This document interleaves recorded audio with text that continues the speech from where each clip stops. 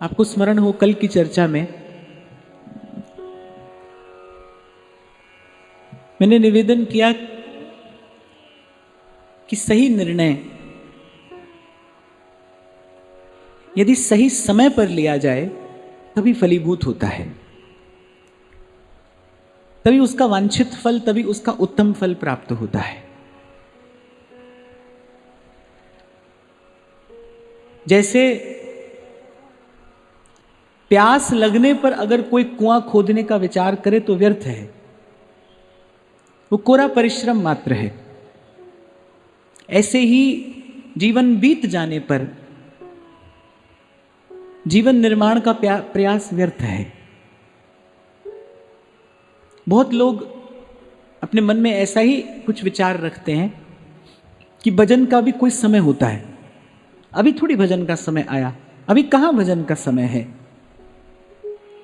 ये बड़ी भारी भूल है। मैं फिर कह रहा हूं कि प्यास लगने पर कुआं खोदना ये विचार ही व्यर्थ है। उसके लिए पहले से तैयारी करके रखना ही उचित है। और पहले भी हमने चर्चा की कि जीवन है क्या। जीवन का अगर हम अर्थ विचारें तो जीवन क्या है? जन्म और मृत्यु से बीच की जो अवधि दी गई है आपको, वही तो जीवन है। समय ही तो जीवन है। अगर आप विचार करो तो जो काल आपके हिस्से आया है, जो समय आपके हिस्से आया है, उस समय का नाम ही जीवन है। और जीवन का क्या अर्थ हो सकता है? और उसमें भी महापुरुष विचार करते हैं कि आधी अवस्था तो सोने में बीतती है। कबीर कहते हैं ना, रैन गवाई सोए के और दिवस गवायो खा, हीरे जैसा जन्म है कौड़ी बदले जा। सेवक जी महाराज भी लिखते हैं, द्योस खोवत सकल सोवतन रात नहीं जात जानी।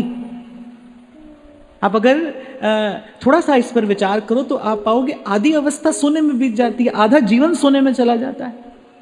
और उसमें भी जो बाल्यकाल है वो अज्ञता में चला जाता है। यौवन जो है वो उन्माद में चला जाता है। आपको स्मरण दिलाऊं, मैंने पहले भी आपसे निवेदन किया था कि जिसको बाल्यावस्था में भजन का संस्कार पड़ेगा उसी की युवावस्था स्वस्थ रहेगी, सधी रहेगी। और जिसकी युवावस्था स्वस्थ रहेगी वही वृद्धावस्था में भजन कर सकता है। वृद्धावस्था में पहुंचकर भजन का विचार ये बिल्कुल वैसा ही है जैसे मैंने आपको निवेदन किया कि कोई प्यास लगने पर कुआं खोदे। वो तो कुआं खोदते खोदते ही समाप्त हो जाएगा। प्यासा है, परिश्रम करने की उसकी अब अवस्था ही नहीं है। परिश्रम तो तब किया जाए ना जब शरीर में शक्ति हो, स्फूर्ति हो, उत्साह हो, तभी तो परिश्रम किया जा सकता है। एक और महापुरुष कह रहे हैं, खरोई कठिन है भजन ढिंग ढरिबो, अर्थात कि ये मार्ग कैसा है, बड़ा कठिन है। तो माने जब आपके भीतर पुरुषार्थ करने की क्षमता हो, जब उत्साह हो, जब जीवनी शक्ति उल्लसित हो, भजन करने का वास्तविक समय तो वही है। और इस बात का विचार करो तो बात तो बिल्कुल ठीक मालूम पड़ती है। अगर हम किसी भी दृष्टि से गणना भी कर लेना तो भी आधा समय सोने में चला जाता है। रात सोने में बीत जाती है और दिन क्या है, दिन विषय के चिंतन में बीत जाता है। रैन गवाई सोए के और दिवस गवाए वो खाए। और फिर संत कह रहे खाना पीना सोवना बस और न कोई चीत, और सदगुरु शब्द बिसारिया आदि अंत का मीत। और उस दिन की चर्चा में भी मैंने आपको निवेदन किया था, जीवन का अनादर करके जीवन धन की प्राप्ति कोई नहीं कर सकता। और जो समय गंवाता है, जो आत्म कल्याण के लिए प्रयास नहीं कर रहा, वो जीवन धन का अनादर ही कर रहा है। वो जीवन का अनादर करके जीवन धन का अनादर कर रहा है। आपको कोई उपहार दे, बड़े प्रेम से दे, बड़े भाव से दे, और उपहार अमूल्य हो, भले आप उसका मोल न जानते हो। आपको कोई बड़े प्रेम से भाव से उपहार दे और अमूल्य उपहार दे, और आप उसको घर के कोने में लाकर पटक दे, उस पर धूल जमती हो, तो ये उपहार का अनादर तो है ही, ये देने वाले की भी तो अवज्ञा है, ये उसकी भी तो अवहेलना है। प्रभु ने ऐसा सुंदर देह दिया, बुद्धि दी, विचार करने की क्षमता दी, ये सत्संग साधन दिया, ऐसा अमूल्य उपहार प्रभु ने दिया और उस पर धूल जमे, तो ये जीवन का अनादर तो है ही भाई, ये जीवन धन का भी अनादर है, ये जीवन धन का भी अनादर है। तो जो साधन नहीं कर रहा है, जो आत्म कल्याण के लिए प्रयास नहीं कर रहा है, वो प्रभु का अनादर कर रहा है। और प्रभु का अनादर करने वाले को 3 लोक 14 भुवन में कहां सुख की अनुभूति हो सकती है। इसीलिए तो कोई आता है ना, कोई पूछता है महाराज ये कष्ट है वो कष्ट है, उससे पूछो कुछ भजन करते हो, कुछ साधन करते हो? फिर नहीं, भजन साधन तो नहीं करते। अरे भजन साधन नहीं करते तो फिर सुख आएगा कहां से? प्रभु के चरणों के अतिरिक्त सुख और है कहां? और सुख की अनुभूति करिएगा कहां? तो इसलिए विचार कर संत कहते हैं, कह रहे जोलो जीवे, आज के पद में श्री स्वामी जी यही बात कह रहे हैं, जोलो जीवे तोलो हरि भज रे मन और बात सब बाद। बाद कहते हैं बेकार को, व्यर्थ। और कह रहे जो लोग जीवे, जब तक जीवन है तभी तक इसके कल्याण का, इसके उत्थान का प्रयास किया जा सकता है। और फिर आपको स्मरण दिलाऊं, ठीक समय रहते ठीक निर्णय लीजिए। एक और बात मैं आपको यहां निवेदन करूं, खटिया पर पड़े पड़े जब शरीर जर्जर हो गया, मन शिथिल पड़ गया, वो अवस्था भजन करने की नहीं होती।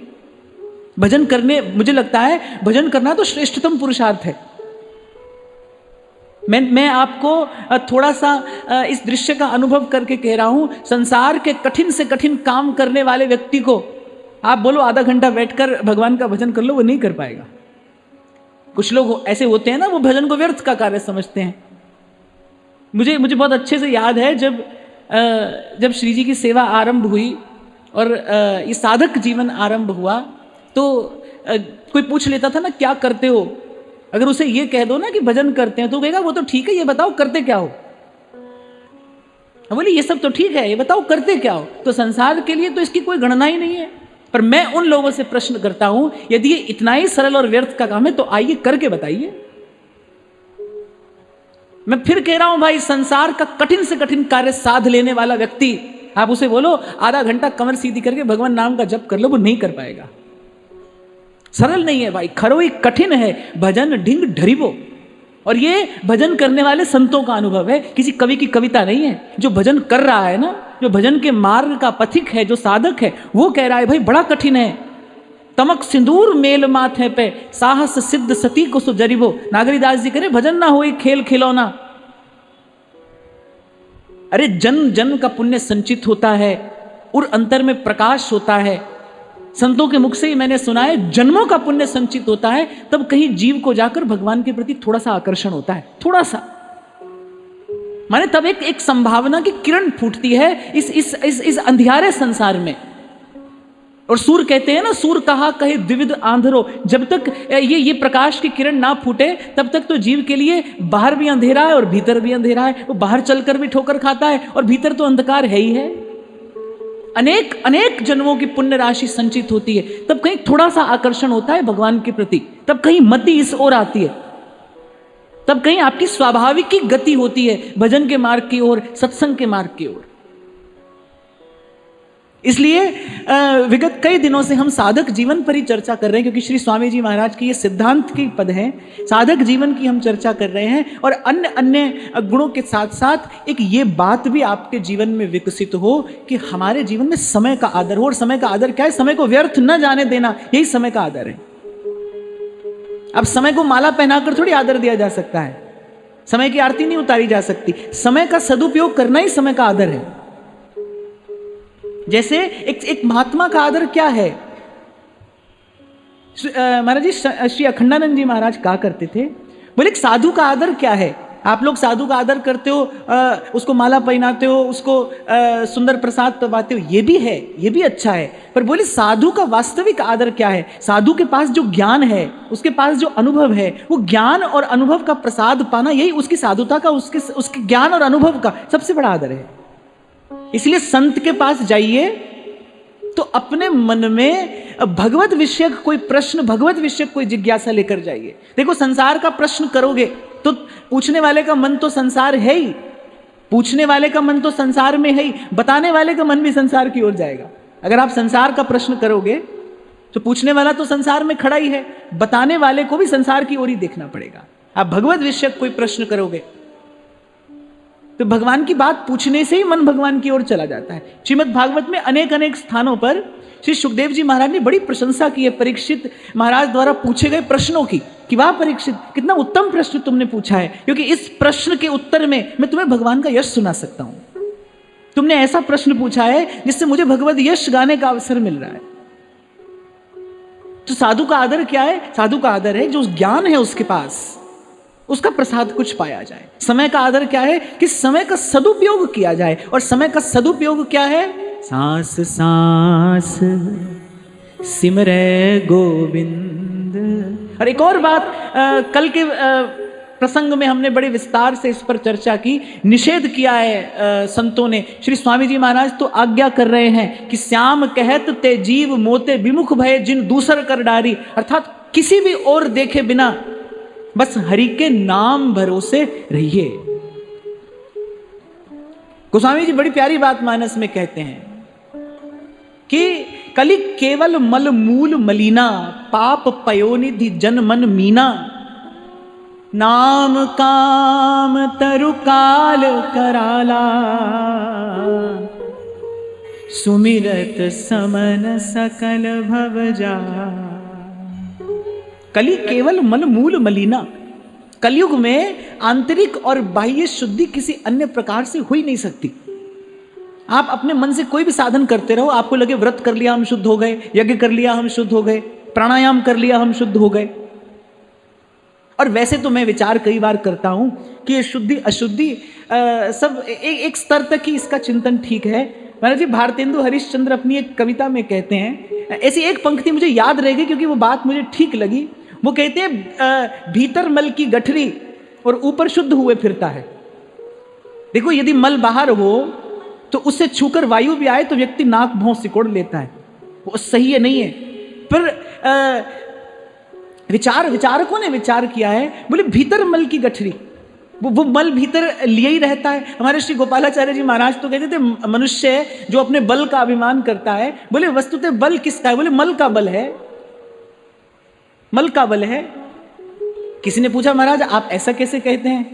बोला एक दिन में 2-4 बार जाना पड़ जाए, बोले देखो शाम तक क्या हालत हो जाती है, मल का ही तो बल है। तो कलि केवल मल मूल मलिना और पाप पयोनिधि जन मन मीना। गोस्वामी जी कह रहे बोले पाप के जल में जीव का मन मीन की भांति कलोल कर रहा है, अर्थात जहां देखो पाप ही पाप। महाप्रभु कह रहे पाए जान जगत में सब जन, कपटी कुटिल कलिजुगी टंच। और शुद्ध हुए बिना, निर्मल हुए बिना उस भगवत तत्व की अनुभूति संभव नहीं, क्योंकि ये बात तो भगवान कह रहे कि निर्मल मन जन सो मोहि पावा। निर्मल मन, तो एक ही साधन है भाई, एक ही रास्ता है, दूसरे मार्ग का विचार ही मत करिए। एक ही मार्ग है, नाम काम तरु काल कराला,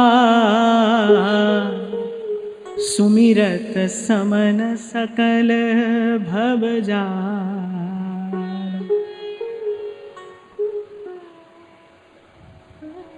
और श्री स्वामी जी कह रहे हैं जो लो जीवे तो लो हरि भजरे मन और बात सब बाद। कभी मनुष्य को संबोधित करके कहा, कोई बात प्रभु को संबोधित करके कही, पर सिद्धांत की अनेक बातें श्री स्वामी जी ने अपने मन को संबोधन करके कही, अपने मन को समझाते बुझाते हुए किसी प्रकार भजन में लगाने का प्रयास करते हैं।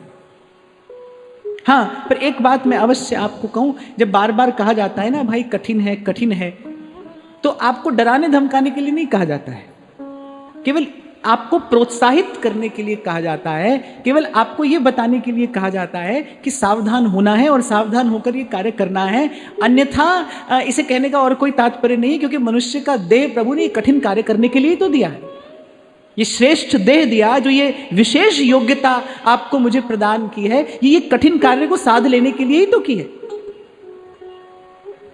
बालक परीक्षा में सफल होकर आए, उत्तीर्ण होकर आए, तो माता पिता को प्रसन्नता होती है कि नहीं होती है?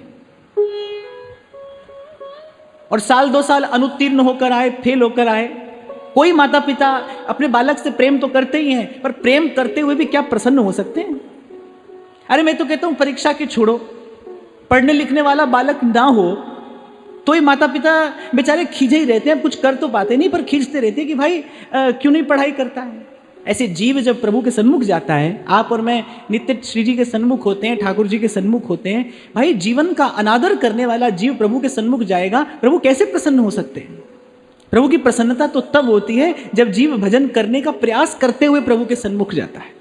ध्यान देना, मैं ये नहीं कह रहा भजन करते हुए, भजन करने का प्रयास करते हुए प्रभु के सन्मुख जाए तो प्रभु प्रसन्न होते हैं कि ये जीवन का सदुपयोग करने की चेष्टा कर रहा है, ये प्रयास कर रहा है।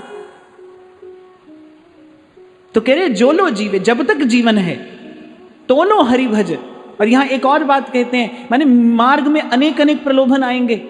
जब आप भजन करने लगोगे तो मार्ग में अनेक अनेक प्रलोभन आएंगे, बोले उनमें अटकना नहीं, जब तक जीवन है तब तक भजन करना। जो लो जीवे, यही बात कही, तो लो हरि भज रे मन, जब तक जीवन है तब तक भजन करना। हाँ, एक बात मैं आपको अवश्य कहकर आगे बढ़ूंगा, जब भजन करोगे तो कई बार हमने चर्चा की कि कलयुग में भगवान की समस्त शक्ति भगवान के नाम में है। जब आप नाम जपोगे तो उसका प्रभाव आपको जीवन में अवश्य दिखाई पड़ेगा। माया प्रलोभन उपस्थित करेगी। और एक और बात मैं बताऊं, जितना उत्तम आपका भजन होगा उतना ही श्रेष्ठ प्रलोभन माया भी उपस्थित करेगी। जितना उत्तम आप भजन करोगे, जितनी श्रेष्ठ आपकी भावना होती चली जाएगी, आपके सामने आने वाला प्रलोभन उतना ही बड़ा होता जाएगा, उतना ही आकर्षक होता चला जाएगा। पर एक बात स्मरण रखना भाई, कल भी हमने इस बात पर बड़े विस्तार से चर्चा की, सबको देना पर लेना केवल प्रभु से। क्योंकि जैसे ही संसार से लिया, जैसे संसार से लेते ही क्या होता है, लोभ बढ़ने लगता है। देखो, हम आपको अपनी बात बताएं कि एक व्यक्ति 10 दिन हमें प्रणाम करे और वो 11वें दिन नहीं करे तो हम बुरा मान जाते हैं। हम उस समय ये भूल जाते हैं कि इस व्यक्ति ने हमें 10 दिन प्रणाम किया है, 11वें दिन नहीं किया है तो बुरा मान जाते हैं। कोई किसी को हर महीना भेंट देता हो, 2-5 साल दे, फिर एक दिन नहीं आए भेंट, तो वो एक दिन का भेंट का नहीं आना बुरा लगता है। वो ये भूल जाता है कि इसने मेरी बहुत सेवा की। मनुष्य का स्वभाव ऐसा है, जब आप संसार से लेंगे तो संसार से लेना अपने साथ कुछ दुर्गुण भी लेकर आता है। जैसे शास्त्र कहता है ना, धन अपने साथ पता नहीं कितने अनर्थ लेकर आता है। ऐसी संसार से आप जो भी लेंगे वो दुर्गुण लेकर आएगा। उससे बचना कठिन है भाई, बहुत कठिन है। इसलिए अपने मन में एक भाव रखिए, महापुरुषों के जीवन में जो प्रसाद के प्रति आग्रह देखा जाता है ना, कि केवल प्रसाद ही पाएंगे, प्रसाद के अतिरिक्त कुछ नहीं पाएंगे, उसका अर्थ है कि जो लेंगे प्रभु से लेंगे। संसार थोड़ी प्रसाद देता है, प्रसाद तो प्रभु देते हैं ना। संतों के मन में ये आग्रह है, उनका व्रत है ये, कि भाई जब भी पाएंगे प्रभु से ही पाएंगे, प्रसाद पाएंगे। ध्रुवदास जी तो कहते हैं जल भी नहीं पिएंगे यदि प्रसाद नहीं हुआ तो। जल हूं भूल ना पीजिए, बिन लीने निज नाम, बिन लीने निज नाम। अपने इष्ट का नाम स्मरण किए बिना हम जल की बूंद भी नहीं ग्रहण करेंगे, केवल प्रसाद। क्योंकि वो जानते हैं कि प्रसाद के अतिरिक्त जो है वो तो त्रिगुण है, और त्रिगुण का ग्रहण करना मन को त्रिगुण पर ही भरमाता है। संसार में तो देखो जो है ना वो त्रिगुण जनित है। संसार की शुद्ध से शुद्ध, पवित्र से पवित्र वस्तु, उसमें क्या होगा, उसमें सतोगुण अधिक होगा, पर है तो वो त्रिगुण के ही अधीन। और जब तक त्रिगुण के अधीन वस्तु को हम ग्रहण करेंगे तब तक क्या होगा, मन त्रिगुण पर ही भ्रमण करता रहेगा। और महाप्रभु कह रहे हैं, यही डरई डरप हरिवंश हित, जिन अब भ्रम ही गुण सलिल पर। इस त्रिगुण के जल पर भ्रमण मत कर, और जी नाम अनि मंगल लोकति हूं, हरि पद भज न विलंब कर, हरि पद भज न विलंब कर। छोटी से छोटी वस्तु जो आप प्रयोग करते हैं वो प्रभु के चरणों में निवेदन करके प्रयोग करिए। प्रसाद हो जाने से उस वस्तु का जो त्रिगुण जनित दोष है वो नष्ट हो जाता है। क्यों हमारे यहाँ प्रसाद का इतना आग्रह है, प्रसाद के प्रति इतनी निष्ठा है? क्योंकि अगर बिना प्रभु को निवेदन किए वस्तु को ग्रहण करोगे तो उस वस्तु का जो वस्तुजन्य जो स्वाभाविक दोष है वो जीवन पर प्रभाव डालेगा। कभी तमोगुण बढ़ेगा, कभी रजोगुण बढ़ेगा, कभी थोड़ा सत्वगुण बढ़ जाएगा। लेकिन मन उस विशुद्ध प्रेम का, उस विशुद्ध भक्ति भाव का सुख, उसका आनंद नहीं ले पाएगा। आप नया वस्त्र भी ये जब धारण करते हैं तो पहले श्री जी के चरणों में निवेदन करिए, श्री जी की दृष्टि पड़ जाए, श्री जी के चरणों में निवेदन करके पाइए। ये आग्रह हो, ये व्रत हो आपके जीवन में कि जीवन में काम आने वाली कोई भी वस्तु बिना श्री जी को निवेदन किए नहीं पाएंगे, बिना प्रसाद किए नहीं पाएंगे। इससे एक और लाभ है, इससे एक और लाभ है, आप अवांछित वस्तु के संग से, प्रयोग से बच जाएंगे। मैंने कहीं एक पुस्तक में पढ़ा था, श्री रामकृष्ण परमहंस जब नित्य अपना दैनिक सत्संग किया करते थे तो एक बहुत मदिरा पीने वाला व्यक्ति आता था। उसको रामकृष्ण परमहंस अच्छे लगते थे। अब खबर नहीं, वो तो मदिरा के नशे में आता था, कुछ तत्व की सार की बात को ग्रहण कर पाता हो कि नहीं, पर उसे रामकृष्ण का दर्शन करना अच्छा लगता था। बस रामकृष्ण के दर्शन से उसे सुख मिलता था। और ऐसा है भी, साधु नाम दर्शनम पुण्यम, साधु के दर्शन में ही सुख है, उसके दर्शन में ही आनंद है। हाँ, पर एक बात अवश्य है, साधु के पास कोई किसी भी भाव से चला जाए कल्याण होता है उसका। महत् संगस्तु अमोघश्च, ये बात पक्की है, उसका कल्याण होगा, उसकी वृत्ति में परिवर्तन होगा। वो विमुख भी हो तो आज नहीं तो कल प्रभु के सन्मुख हो जाएगा। गोस्वामी जी महिमा गाते हैं राम नाम की, उल्टा जपत जगत सब जाना, वाल्मीकि भय ब्रह्म समान। पर मुझे लगता है ये नाम की महिमा तो है, पर इसमें संतों का अनुग्रह भी है। संत ने देखा कि ऐसा जीव हमने पहली बार देखा जो जिसकी जिव्या पर प्रयास करने पर भी राम का नाम नहीं आता। और मुझे लगता है राम नाम से सरल तो कुछ भी नहीं है, राम नाम से सरस भी कुछ नहीं है, राम नाम से सरल भी कुछ नहीं है। ये तारक मंत्र है, ये महामंत्र है, तारक मंत्र राम है जिसका सुफल अपार, उसकी जिव्या पर राम का नाम नहीं आता। और संत जितना पतित जीव देखते हैं, संत के मन में उतनी ही करुणा का उदय होता है। निज परताप द्रवई नवनीता, और पर दुख द्रवई संत सुपुनीता। वो दूसरे के दुख से दुखी है, वो आया ही संसार में क्यों है, पर उपकार देह धरणम। संत जितना पतित जीव देखते हैं उतनी उनके मन में और करुणा का उदय होता है, उनका हृदय और विगलित होता है। जब इतने पतित जीव को देखा, संतों ने कहा भाई इसका उद्धार अवश्य होना चाहिए, इसका कल्याण अवश्य होना चाहिए। आप देखो संतों ने क्या युक्ति दी। अब देखो संत की भी कैसी निष्ठा है, भगवान नाम में कैसी निष्ठा है। वो कहते हैं अरे सीधा नहीं उल्टा, अच्छा राम नहीं कहता तो मरा कहे, मरा कहे। अब मरने मारने का अभ्यास तो था ही उन्हें, तो मरा कहने में बड़ी सुगमता हुई, मरा कहने लगे। और वाल्मीकि भय ब्रह्म समाना, उल्टा जपत जगत सब जाना। तो कहने का तात्पर्य है साधु के पास कोई कैसे भी जाए, अभाव से जाए तो भी उसका कल्याण होता है, कुभाव से जाए तो भी उसका कल्याण होता है। अरे साधु से श्राप भी मिल जाए, अगर सच्चा साधु है, ध्यान देना, अगर सच्चा साधु है उससे श्राप भी मिले तो आप देखना अंत में भगवान मिल जाते हैं। ऋषि पुत्र ने महाराज परीक्षित को श्राप दे दिया, थोड़े से अपराध में बड़ा श्राप दे दिया। जब ऋषि तपस्या से उठे तो उन्होंने अपने पुत्र को फटकारा, ये क्या किया, ऐसे धर्मात्मा, ऐसे पुण्यात्मा, ऐसे धर्म के रक्षक राजा को श्राप देना उचित नहीं था, पर दे दिया। पर श्राप दे तो दिया, लेकिन परीक्षित को तो भगवान मिल गए, परीक्षित को तो श्री कृष्ण के चरणों की प्राप्ति हो गई। तो साधु से कल्याण होता है। और कबीर तो कहते हैं भाई साधु से ही कल्याण होता है, किसी से नहीं होता, बोले भगवान से भी नहीं होता, साधु से होता है। जब तब साधु तारसी और सकल परपंच, बोले और बात में पढ़िए ही नहीं, और बात में पढ़िए नहीं, अपना कल्याण चाहते हैं तो प्रभु से कहिए प्रभु मेरी ओर कृपा दृष्टि से देखिए, आप मेरी ओर कृपा दृष्टि से देखेंगे मुझे विशुद्ध संत मिल जाएगा। आपकी जो कृपा भरी चितवन है वो प्रेरित करती है और चलकर कोई संत जीवन में आ जाता है, तो उसे रामकृष्ण का दर्शन करना प्रिय लगता है। अब जो सत्संग की व्यवस्था करने वाले लोग थे, जो साधक लोग थे, उनको उस व्यक्ति का आकर बैठना बिल्कुल अच्छा नहीं लगता था। उनको लगता था कि ये व्यक्ति किसी भी प्रकार से सत्संग में बैठने योग्य नहीं है। और मुझे ऐसा लगता है कि भोजन का सबसे बड़ा अधिकारी कौन है, भूखा है, भोजन का सबसे बड़ा अधिकारी है। जो पतित है वो कृपा का सबसे बड़ा अधिकारी है। इसीलिए भगवान का नाम पतित पावन है, इसीलिए प्रभु का नाम पतित पावन है। और संत तो दुहाई देते हैं, नामदेव जी ने सिकंदर की सभा में गाया, पतित पावन नाम सफल कीजिए आज, आपका नाम पतित पावन है। तो रामकृष्ण परमहंस ने एक दिन बुलाया, बोले तुम पीते हो मत पियो। तो वो व्यक्ति सच्चा था, संस्कारी जीव रहा होगा। उसने परमहंस से कहा, बोले मैं आपका दर्शन किए बिना भी नहीं रह सकता और मैं इसको पिए बिना भी नहीं रह सकता, मुझे दर्शन भी करना है, इसको भी पीना है।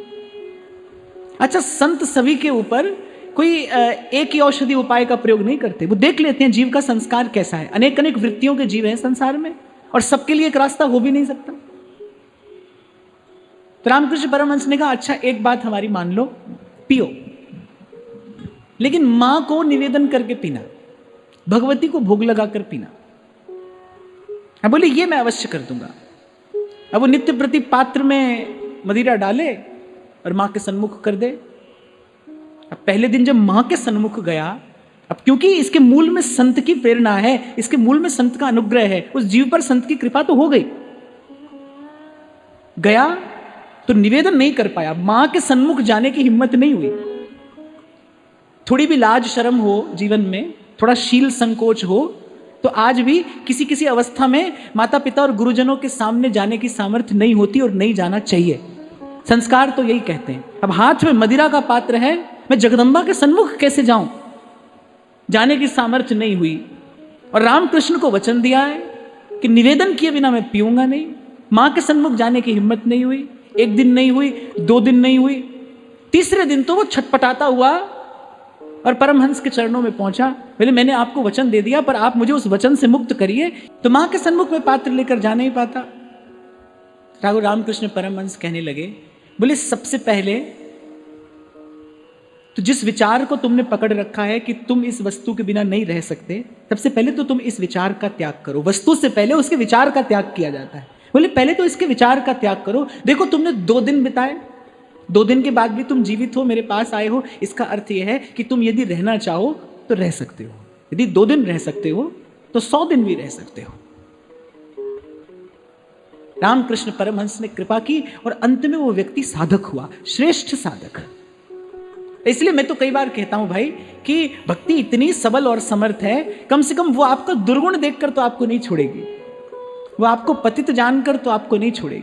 कभी कभी मेरे पास कुछ युवाओं के प्रश्न आते हैं कि महाराज हम ऐसी व्यवस्था में नौकरी करते हैं कि हमें कभी कभी प्याज लहसुन जैसी चीज खानी पड़ती है, और लोग हमसे कहते हैं कि यदि ये खाना है तो माला मत छुओ। तो मुझे बड़ा दुख होता है ऐसी बात सुनकर। ऐसी भूल ना करें। किसी भी अवस्था में भगवान नाम कोई पतित से पतित अवस्था में भी जप सकता है और उसको जपना चाहिए। अगर जल भी मैल से घबरा जाएगा तो मैल छूटेगी कैसे? और मैं तो कहता हूं किसी भी अवस्था में आप हैं, आप सबल हैं कि आप निर्बल हैं, आप कर पा रहे हैं कि आप नहीं कर पा रहे हैं, मैं तो कहता हूं किसी भी अवस्था में आप पड़े हैं, हरि के नाम भरोसे, नाम मत छोड़िए, भगवान नाम का आश्रय मत छोड़िए और विश्वास रखिए भक्ति समर्थ है। यदि आज कुछ अभाव है भी सही जीवन में, तो वो अभाव भजन की कृपा से दूर हो जाएगा। आप उस अभाव का विचार करके भजन मत छोड़िए। अरे भाएं कुभाएं, भाएं कुभाएं अनख आलस हूं, नाम जपत मंगल दिसी दस हूं। हाँ, एक बात के लिए ईमानदार रहना कि दुर्गुण को छोड़ने का भरसक प्रयास करना। कभी कभी क्या होता है, व्यक्ति यहां से सुने वाक्य का दुरुपयोग करने लगता है।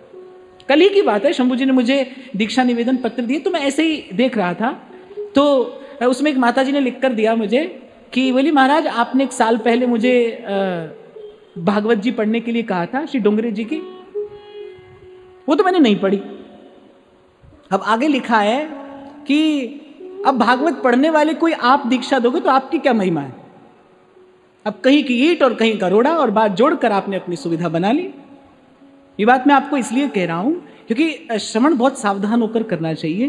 कभी कभी किसी विषय विशेष के लिए, वस्तु विशेष के लिए या परिस्थिति विशेष के लिए कोई बात कही जा रही होती है। इसलिए मैंने कहा दुर्गुण को छोड़ने का अपनी ओर से भरसक प्रयास करना, भजन का बल लेकर ही आप उसको छोड़ पाएंगे। क्योंकि संत कहते हैं प्रभु के नाम की ओट लेकर पाप करने वाला, कहते हैं उसका पाप फिर किसी भी साधन से नहीं छूटता। 10 नाम अपराध में एक नाम अपराध ये है कि जब ये जान लिया कि भगवान का नाम जपने से पाप छूटता है, फिर नाम की ओट लेकर पाप करने वाले का पाप नहीं छूटता, वो वज्र की लीक हो जाता है। इसलिए भीतर से प्रयास करते हुए आत्मबल बढ़े मेरा, मैं किसी भी परिस्थिति में अपने भजन व्रत की रक्षा कर पाऊं, ये भाव मन में रखते हुए भजन करिए। निश्चित रूप से आपको एक दिन सफलता मिलेगी, आप एक दिन सफल होंगे। तो प्रथम पंक्ति में श्री स्वामी जी ने कहा कि जब तक जीवन है मार्ग में अनेक अनेक प्रलोभन आएंगे, उनकी ओर न देखते हुए जो लो जीवे तो लो हरि भजरे मन और बात सब बाद। आगे कहते हैं द्योस चार के हला भला में तू कहाँ ले गो लाद रे, द्योस चार के हला भला में तू कहाँ ले गो लाद कह रहे द्योस चार के हला भला में तू कहाँ ले गो लाद। स्वामी जी अपने मन से कह रहे हैं, अरे देख कौन यहां छाती पे धर कर ले गया, कुछ कौन ले गया जो तू ले जाएगा। एक बार श्री गुरु नानक देव जी महाराज यात्रा पर थे, किसी नगर में गए, उनके पास कोई सेठ आया, नगर सेठ था। तो उन दिनों कोई उस देश में, उस नगर में कोई ऐसी रीति होगी, कोई ऐसा रिवाज होगा कि इतना धन हो जाए तो अपने भवन पे एक पताका लगा ले, इतना हो जाए तो 2 पताका लगा ले। तो कहने 7 पताका उसके भवन पर लहरा रही। महाराज के पास आया और अपना परिचय यही कहकर दिया कि महाराज मैं उसी भवन से आया हूं, देखो जिस पर 7 पताका लहरा रही है। श्री गुरु नानक देव जी महाराज मुस्कुराए और कहने लगे कि अद्भुत संपत्ति और सामर्थ्य आपके पास में है, एक छोटा सा काम यदि हमारा भी कर दें तो। हाँ बोले महाराज मैं इसीलिए तो आया हूं, आप कोई सेवा बताइए, मैं आपकी सेवा करना चाहता हूं, छोटा सा काम हमारा कर दें। तो श्री गुरु नानक देव जी महाराज ने कहा कि एक सुई आपको देते हैं। बोले ये सुई हमें रब के घर जाकर दे देना, हम भी वहां जाएंगे, आप तो सेठ जी हैं, आप तो हो सकता है हमसे भी पहले जाएं। बोले आप भी वहीं जाएंगे, बस ये सुई लेते आना और ये हमें वहां दे देना, यहां तो हमें कोई आवश्यकता नहीं है, वहां थोड़ी इसकी आवश्यकता पड़ेगी। अब व्यक्ति ने मुख नीचा कर लिया। बोले महाराज आप तो फकीर हैं, आप ये कैसी बात कहते हैं, यहां से वहां सुई कैसे ले जाई जा सकती है।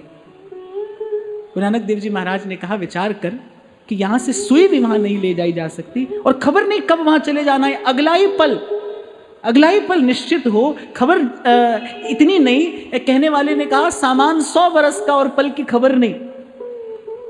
इकट्ठा व्यक्ति इतना करता है, संचय इतना करता है। अच्छा, और व्यक्ति का किया हुआ संचय ही व्यक्ति के क्लेश का कारण है। आप खूब इसका विचार करना, किया हुआ संचय ही क्लेश का कारण है। क्यों? क्योंकि वो अनुचित है। उचित कार्य का परिणाम उचित ही आता है। मैं तो कई बार एक बात कहता हूं, कोई युक्ति नहीं है ठीक का परिणाम गलत कर दिया जाए और गलत का ठीक कर दिया जाए। गलत का परिणाम गलत ही आएगा, अनुचित का परिणाम क्लेश ही है। क्योंकि अनुचित है इसलिए ये भय, चिंता, क्लेश, राग, द्वेष का कारण बनता है। आपको उपयोग का अधिकार दिया है प्रभु ने, संचय का नहीं, स्वामी बनने का नहीं। कल हमने बड़े विस्तार से चर्चा की, स्वामी तो एक है भाई, वही है। और वस्तु का संचय करने से, उसका संग्रह करने से ये झूठा स्वामीपना जगता है, अधिकार की भावना आती है। और कल भी कहा, मैं आज फिर आपको स्मरण करा रहा हूं कि आपको ये सिर्फ ऐसी भूल है कि आप वस्तु के अधिकारी हैं। वस्तुतः तो वस्तु ने आपकी मन बुद्धि पर अधिकार किया हुआ है। जैसे आपके मन में ये भाव आया ना कि वस्तु मेरी है, आप समझ लेना कि आपके मन का एक हिस्सा उस वस्तु ने अपने अधिकार में ले लिया। किसी वस्तु के बिना रहा ना जाए तो समझना उस वस्तु का हम पर अधिकार हो गया। अच्छा, किसी के बिना ना रहा जाए तो हम पता क्या नाम देते, बोले आपसे बहुत प्रेम करते हैं, आपके बिना रह नहीं सकते, आपसे बहुत प्रेम करते हैं। ना तो ये प्रेम है और ना प्रेम के आसपास का भी कोई भाव है। ये तो केवल मन की दुर्बलता है, ये तो पराश्रय है। और मैं तो कहूंगा, सरल शब्दों में कहूंगा, यही है संसार के माया जाल में, इस जग जंजाल में फंस जाना।